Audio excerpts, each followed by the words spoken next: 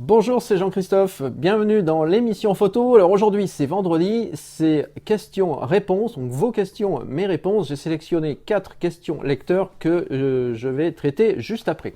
Avant de démarrer, je vous rappelle qu'il va y avoir pas mal de neuf sur le site et autour de toute mon activité photo en début d'année. Donc si vous voulez ne rien manquer, je vous conseille de rejoindre tout de suite ma liste de contacts perso.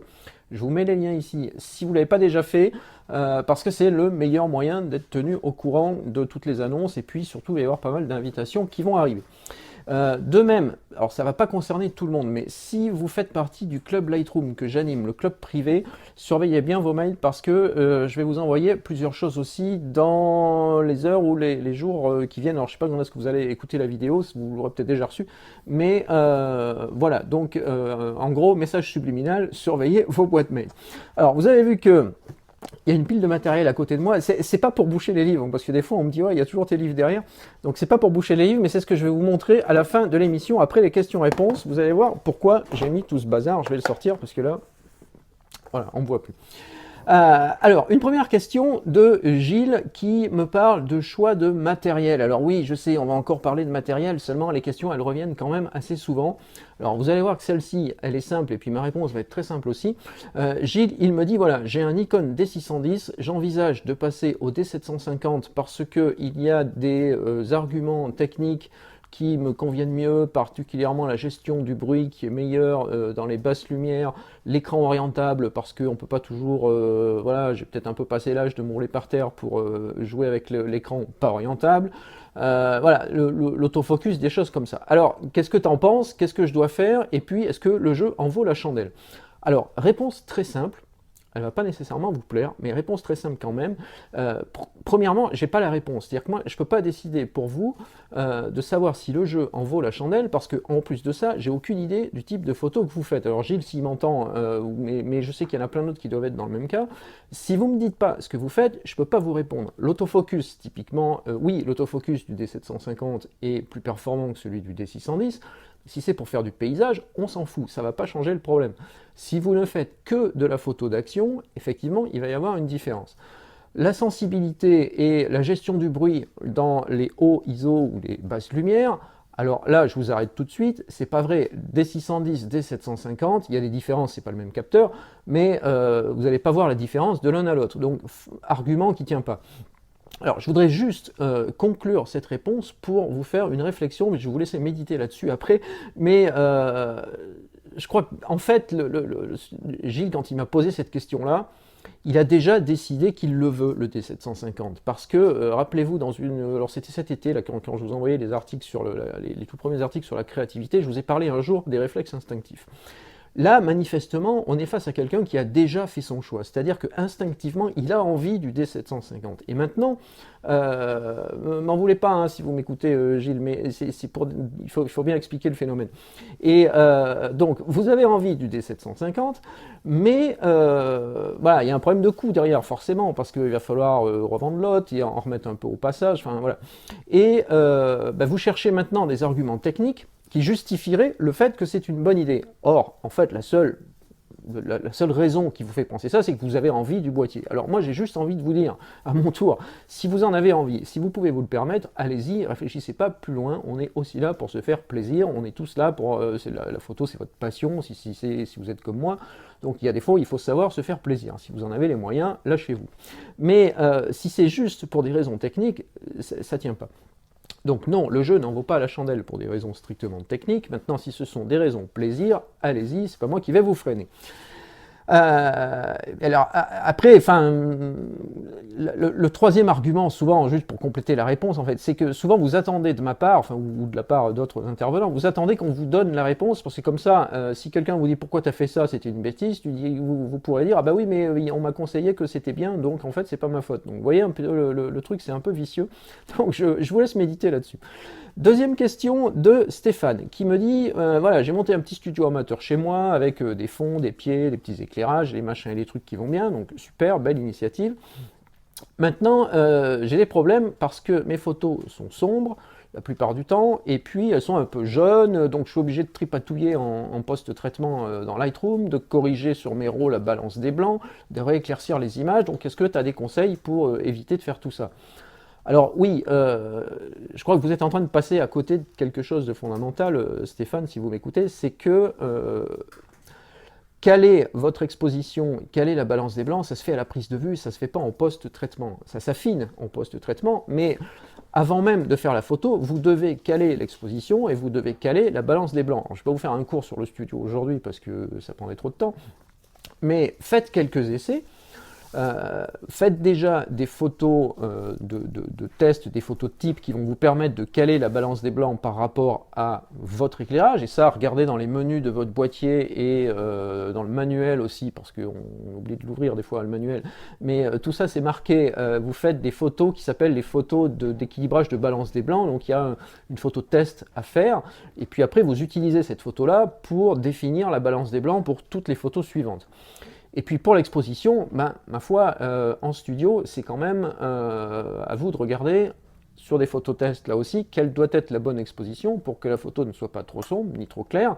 Et puis vous ajustez, en plus en numérique, on a un écran derrière pour contrôler, ou bien vous êtes en mode connecté, donc ça se fait quand même facilement. Et puis en post-traitement, ben, vous affinez le tir, vous corrigez ce que vous voulez corriger, mais exposez correctement et faites une balance correcte dès la prise de vue. Évitez de le faire en post-traitement parce que vous allez avoir trop à rattraper. Il vaut mieux un fichier propre dès le départ que vous corrigez, vous affinez un petit peu après, plutôt qu'un fichier quelconque, passez-moi l'expression, au départ, et qu'il faut vraiment tripatouiller après.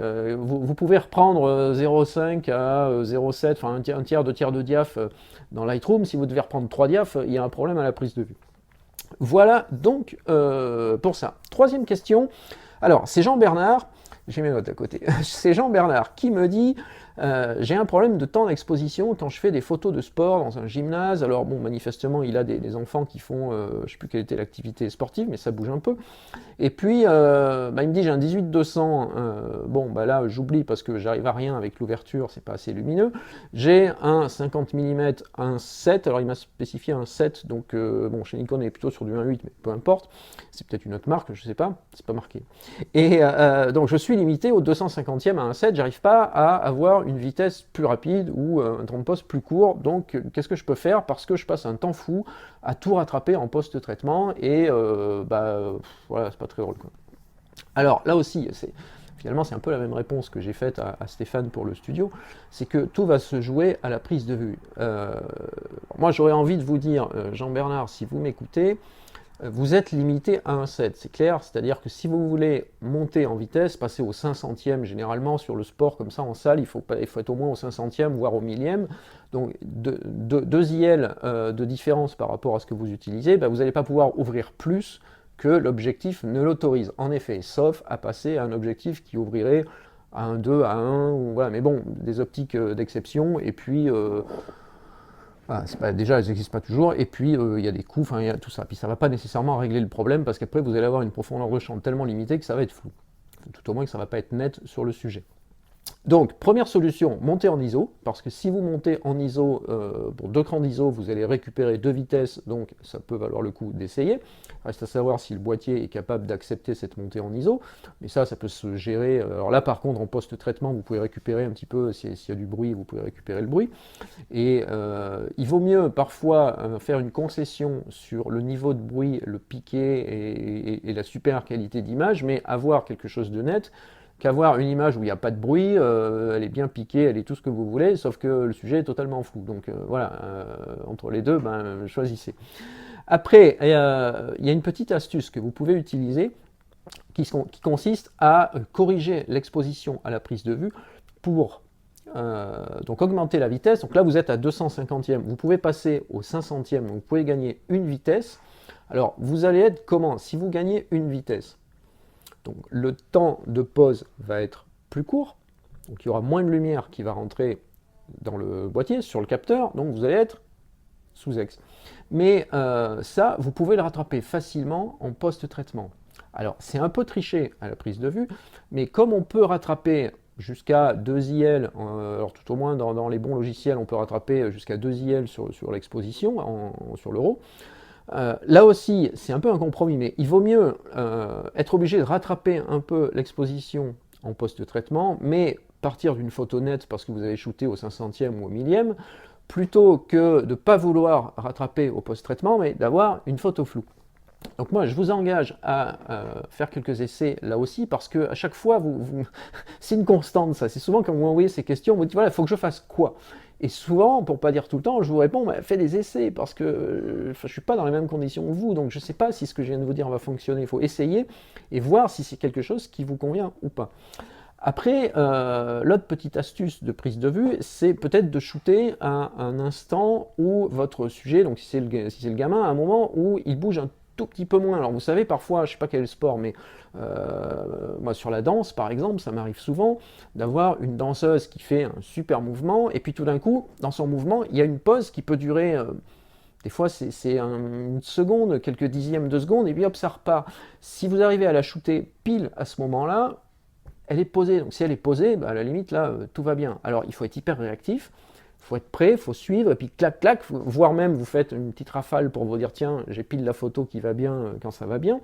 Mais là aussi, c'est de l'entraînement. Donc ça, la deuxième astuce, c'était donc de déclencher pile au bon moment. Il faut être hyper réactif, mais ça fonctionne. On a des boîtiers aujourd'hui bon, qui ont des modes rafale suffisants. Vous avez des autofocus qui suivent, donc ne vous privez pas de les utiliser.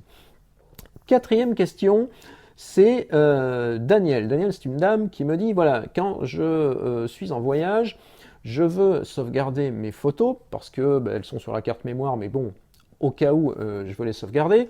J'ai un iPad, donc je voudrais envisager de sauvegarder sur l'iPad, mais je vois, alors elle a vu une des émissions précédentes, merci Daniel, dans laquelle je montrais mon petit disque dur portable. Je sais pas où il est, je l'ai pas. Donc mon disque dur portable, c'est un disque dur mobile dans lequel je peux vider les cartes et puis donc me connecter en Wi-Fi, vérifier si les photos sont bien enregistrées, les regarder et tout ça. Donc ça, je vous remettrai le lien dans la vidéo, dans la description. Donc Daniel, elle me dit, bah, j'ai déjà l'iPad, donc est-ce que je peux sauvegarder dans l'iPad? Est-ce que c'est une bonne solution? Est-ce que le disque dur c'est mieux? Est-ce que l'iPad va dégrader ou corrompre les fichiers ou pas? Enfin voilà, elle me pose des questions là-dessus. Et en fait, qu'est-ce que tu me proposes comme solution? Donc, première partie de la réponse. Si vous sauvegardez sur l'iPad, alors je dis iPad volontairement parce que j'ai pas d'expérience sur les tablettes Android, je pense que c'est pareil honnêtement, mais je ne peux pas l'affirmer. Sur iPad, si vous stockez des RAW, alors des JPEG a fortiori, mais si vous stockez des RAW sur un iPad, vous ne corrompez pas le fichier. Le fichier, ça reste un fichier, donc vous ne pourrez pas toujours l'afficher parce que selon la version d'iPad, la version d'iOS, la version de boîtier, de fichier RAW et toutes les versions possibles et imaginables, il peut arriver que vous ne puissiez pas voir le fichier, mais il est bien stocké au sens fichier informatique, il est bien stocké sur la tablette. Ça m'est arrivé, moi, avec un boîtier en test récemment, où je pouvais tout à fait mettre les photos dans Lightroom Mobile, mais par contre, je ne pouvais pas voir les vignettes. Il ne savait pas lire la vignette intégrée dans le RAW. C'est pas grave, j'avais quand même les fichiers. On peut les récupérer, bien sûr, après. Donc, il n'y a pas de souci à sauvegarder sur l'iPad, ça ne va pas abîmer les fichiers. Par contre, vous pouvez avoir un problème de taille, c'est que les iPads, la mémoire elle est limitée, donc je ne sais pas combien vous voulez sauvegarder. Si c'est quelques gigas, ça va, tout dépend déjà de ce qui vous reste sur l'iPad ou pas. Mais je sais que moi j'ai un 64 gigas, j'ai en moyenne, il me reste 20-25 gigas de libre, si je veux en mettre 30, c'est raté. Donc voilà, il y a ça.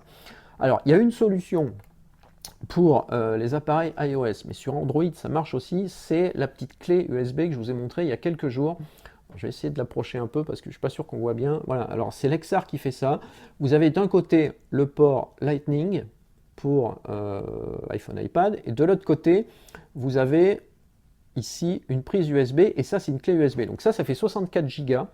Ça se branche sur l'iPad. Vous avez 64 Go de mémoire supplémentaire là-dedans. Il y a différentes capacités. Bon, celle-ci c'est une 64, mais il y a 16, 32. Voilà. Et ça, après, vous avez les photos là-dessus. Vous pouvez les voir sur l'iPad, vous pouvez les coller sur une clé USB, et quand vous rentrez chez vous, vous avez l'ordi, c'est de l'USB, voilà, ça marche tout de suite. Donc ça peut être une solution aussi, je vais vous mettre les liens également. Et puis, alors, autre partie de la réponse, c'est que pourquoi je préfère le disque dur au sens sauvegarde.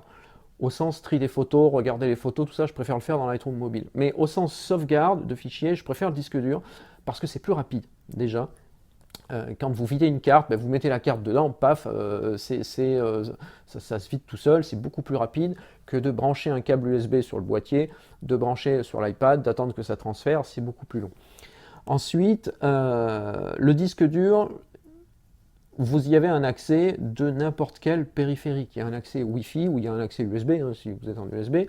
Donc vous prenez votre smartphone, vous connectez avec l'appli, vous voyez le contenu. Voilà, ça fonctionne de façon assez polyvalente. Alors que l'iPad, l'iPad c'est l'iPad, donc vous êtes obligé de regarder les photos sur l'iPad. Si jamais vous avez une histoire, comme il m'est arrivé moi, de ne pas pouvoir lire le fichier RAW, vous ne savez pas si la photo elle est bien sauvegardée ou pas. Enfin, voilà, donc sur le disque dur c'est quand même plus simple. Et puis, l'espace de stockage, quoi. C'est que pour le prix d'un disque dur, alors celui dont je vous parlais, c'est le Western Digital Wireless. Je vous mettrai là aussi les liens. Je ne sais plus combien ça vaut, mais je crois que de mémoire, le 2 Tera, il doit valoir 100, 120, 130 euros, un truc comme ça. Donc pour 2 Teraoctets, c'est bon, 2 Teraoctets, hein, autant dire que vous êtes tranquille pour votre vie en photo, quoi. Donc si vous avez même 50 Go de photos à basculer, on est tranquille. Donc ça, je trouve que c'est beaucoup plus polyvalent. Mais attention, je parle bien de sauvegarde pure et dure. Si c'est pour faire comme je fais moi, de regarder ce que j'ai fait en photo une journée pour voir la suite et autres, je préfère le faire dans l'iPad et Lightroom mobile. Mais au sens sauvegarde, je préconise plutôt le disque externe. C'est beaucoup plus souple. Voilà, donc ça c'était les réponses aux 4 questions. Alors en fait il y en a plein d'autres, mais je voulais essayer d'en prendre plus aujourd'hui, et puis j'ai regardé, ça allait faire vraiment trop long, donc je vais le faire la prochaine fois. Alors, je vous montre quand même pourquoi j'avais un tas de bazar devant moi tout à l'heure. J'ai du matériel en test pour les prochaines semaines. Si vous êtes abonné à la newsletter, vous allez recevoir, donc on est vendredi, vous allez recevoir dimanche l'article de la semaine, dans la newsletter de la semaine, pardon, dans laquelle il y a un article inédit. Vous savez que tous les dimanches actuellement, je vous envoie un article inédit qui n'est pas publié sur le site, donc il faut la newsletter pour l'avoir, et dans lequel je vous parle créativité. Alors, dimanche, je vais vous parler d'un sujet qui me touche et puis qui est assez de circonstance, parce qu'on va parler des fêtes et des fêtes de fin d'année, et vous allez voir le rapport avec la photo et pourquoi les conseils que je vous donne, pourquoi ils vont vous aider à faire des meilleures photos pendant les fêtes. Donc lisez bien l'article parce que je passais du temps dessus, et il y a une expérience personnelle que je cite, et vous allez voir. Du coup, le lien avec l'article, alors ça paraît un peu mystérieux, le lien avec l'article, c'est que, voilà, je vais partir pour les fêtes avec ça. Alors ça, c'est le D3400 et son 1855 de kit, donc le kit de base. D3400 chez Nikon, c'est le réflexe APS-C entrée de gamme. Il n'y a pas plus entrée de gamme, c'est le premier prix, premier niveau, mais je dis bien entrée de gamme, je ne dis pas bas de gamme, parce qu'on a quand même un bon gros capteur APS-C, certes c'est pas un très gros plein format, mais c'est pas non plus un petit capteur 1 pouce. On a un APS-C, on a 24 millions de pixels, on a une machine qui est assez performante, on fait du RAW, il y a tous les picture control, il y a la vidéo. Bon, globalement, il y a déjà de quoi s'amuser et ça vaut pas très cher en plus en kit. Et puis, à la demande générale, ou presque, mais il y a eu plusieurs demandes ces temps-ci, je vais aussi prendre avec moi, ils n'ont pas mis la photo, tant pis, et je vais prendre avec moi le nouveau 70-300 DX Nikon. Alors, c'est le 70-300 4.5 6.3, vous voyez, je sais pas, oui, on voit pas bien. GED VR DX, donc tout ça pour dire que c'est un 70-300 pour la PSC, il n'est pas compatible plein format, c'est vraiment un modèle DX. Donc 70-300 en DX, vous appliquez un facteur 1.5 de correction de focale, ça vous donne 70 x 1.5, 105. 300 fait 450, donc c'est l'équivalent d'un 105 450. Et pourquoi je prends ça? Parce que ça va bien avec un 3004 ou avec un 5005, puisque c'est du DX, c'est de l'AFS, donc ça marche en termes d'autofocus. Alors c'est AFS, AFP même, très exactement, parce que c'est le nouveau moteur pas à pas. Et surtout, le gros avantage de ce 70-300, c'est que ça vaut pas cher du tout, parce qu'on le trouve à moins de 400 € actuellement, je crois que c'est 300 et quelques, ça change tous les jours, mais on est vraiment sur un prix hyper attractif qui colle bien, donc j'avais envie de voir ce qu'on peut sortir d'un 70-300 à ce tarif-là, sachant que après, on a dans la gamme Nikon un 70-200 f4 qui lui coûte déjà beaucoup plus cher, et je parle pas du 2.8 VR2 qui coûte un œil. Même les deux d'ailleurs actuellement. Voilà, donc, si, j'ai le troisième truc. Alors, j'allais l'oublier. Le troisième, c'est le disque Crucial que je viens de commander. Alors, Crucial, c'est une marque de disque dur, mais en l'occurrence ici, de disque SSD. Donc, c'est pas vraiment un disque dur, c'est un disque SSD. Donc, SSD, c'est Solid State. Ce sont les disques de type mémoire flash. Donc, vous voyez, ça pèse rien, c'est hyper C'est hyper pas fragile du tout, j'aurais surtout pas fait ça avec un disque dur normal. Ça a l'avantage de fonctionner à la vitesse de la mémoire flash, donc ça accélère votre ordinateur de façon assez incroyable pour Bon, déjà pour accélérer votre ordi, c'est génial. Moi j'avais ça, j'en avais un autre, j'en ai mis un déjà de la même marque sur mon ordi portable que j'utilise tous les jours. Je démarrais Windows en 4 ou 5 minutes parce que les OS c'est devenu très lent. Je suis passé à 30 secondes de démarrage. Et puis surtout, si vous faites du post-traitement, par exemple, vous mettez votre catalogue, tous vos aperçus là-dessus, et puis ça va pédaler à la vitesse éclair, vitesse de la lumière, comme dirait notre ami Flash, tout au moins celui de mes ados. Voilà, donc ça c'est crucial, ça fait, donc c'est le MX300, 2 pouces et demi, et celui-ci il fait 1 Teraoctet. Ça vaut, je ne sais plus combien, honnêtement, je crois que c'est dans les 200 ou un peu moins de 300 euros, je crois, un truc comme ça, mais je vous dirai ça quand je vous en parlerai plus en détail. Voilà, donc je vous laisse pour aujourd'hui. Je vous souhaite dans tous les cas de très bonnes fêtes.